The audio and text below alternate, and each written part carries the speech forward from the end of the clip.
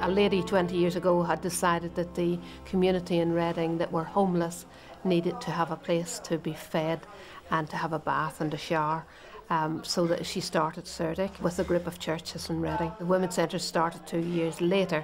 I was told by one of the men in our church that two organisations were thinking of coming together because they needed a manager to manage both sites because finances were low.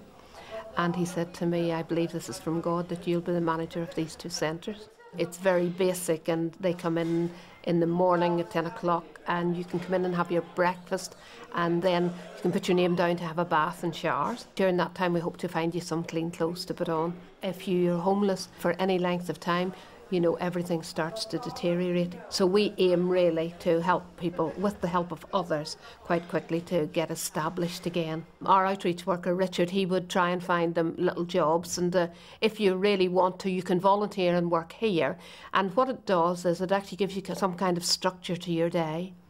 And again, that we will talk to the guests that come in and try and find the different ways of filling their day and making life a bit more meaningful. We're trying to enrich people's lives. What we're trying to do is to help people to move on from where they're at, not to be stuck in a rut. But you know, if you can teach someone that they're capable of doing something that they didn't realise they were, then all of a sudden it's like a light being switched on, isn't it? And the Women's Centre is the women are really staunch believers in Jesus, so there's a lot of faith in the Women's Centre. So there's a lot of encouragement and huge kindness to people. The church values it very much because obviously that would be our call to the poor. Most Christians would believe that that is their call, and the church supports it. Some people come here because they just can't work. They're just not employable. They've got mental health problems, but they do come here and they find friends and they find hope really here, and then they come for that reason as much as they come for food or clothes. We have a few on drugs, and we have few that are on alcohol. The alcohol tends to be with the older ones, but we have women that come in. I mean, we have some of the girls who work on the street at night come in, have a bath and find some clean clothes. There are some of them that really do start to shine, but there was one man in particular, his name was Jack, and he was very, very ill, and he ended up in hospital in London and had a huge heart operation. And then it was heartbreaking, because Jack came out of hospital and had to sleep in a car in the car park. And then again he had to have another heart operation.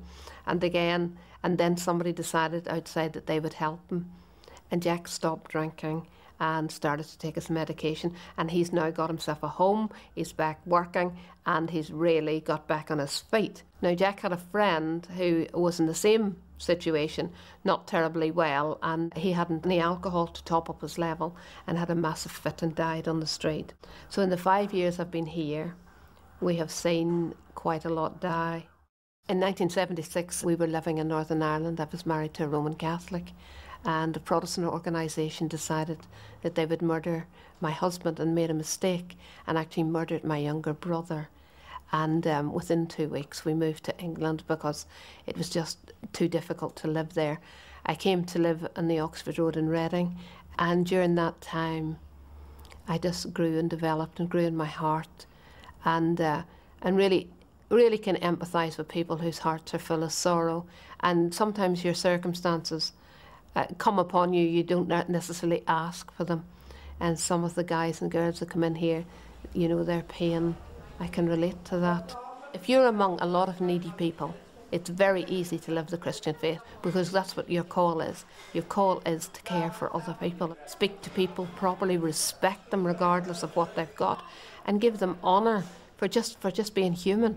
It's a marvellous platform, both organisations, to outwork your faith, really. I've got about 80 volunteers out of the both organisations. Some are church-going people and some are not, and quite a lot here at Cirdic are older people who've retired and obviously want to give of their time, because you know they obviously see the guys as needing help, and a lot of the people just simply want to come. And a lot of people come and work in the kitchen because that's where you're handing food, and people love to feed other people. There's something really merciful about making food and giving it to somebody who comes in really hungry. And I think it's from that kind of thinking, you know, just to do good to other people. What I like to do is get up early in the morning, just sit with God It's what I call being intentional about a relationship with the living God. And I would sit on my sofa and I sit with him, just quiet, and I talk to him and he talks to me. And that I live out of there. The thing of it is, if you ask God who he truly is and get a bit of a grasp on the reality of Jesus, then you have so much to give, haven't you? You know, if you know God in your heart, I mean, it would be a crime not to share that with other people. Regardless of whether you have a story or not to tell, he's your story, isn't he? You know, he can change your life or he can just enrich it. And I think that whoever you are, he brings such a luxury and a richness to your life that you share with those around. I'm hoping that for Cirdic particularly, that more and more organisations will use this centre. Because when you're homeless, you don't want to go to other places.